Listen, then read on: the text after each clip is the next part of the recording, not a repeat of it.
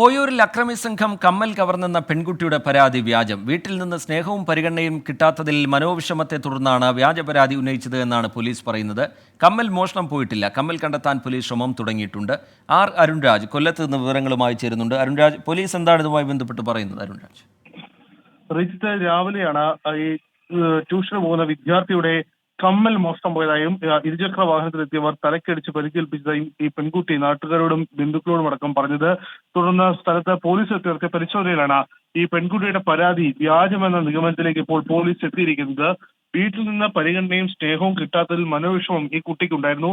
ഇതിന് പിന്നാലെയാണ് അക്രമം ഉണ്ടായി എന്ന വ്യാജ പരാതി, ആ ഒരു വ്യാജമായ ആരോപണം കുട്ടി ഉന്നയിക്കുന്നത്. അത് വീട്ടിൽ നിന്ന് ഒരു കെയർ മാതാപിതാക്കളുടെ ഭാഗത്തുനിന്ന് കിട്ടുന്നതിന് വേണ്ടിയാണ് കുട്ടി ഇത്തരത്തിൽ പറഞ്ഞത് എന്നുള്ളതാണ് പോലീസിന്റെ നിഗമനം.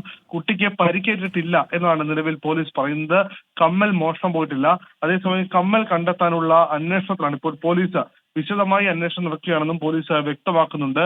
ഈ കുട്ടിയുടെ പരാതി സംബന്ധിച്ച് കൂടുതൽ വ്യക്തതയാണ് ഇപ്പോൾ പോലീസ് തേടുന്നത്. ശരി. അരുൺരാജ് കൊല്ലത്ത് നിന്ന് വിവരങ്ങൾ നൽകുകയായിരുന്നു.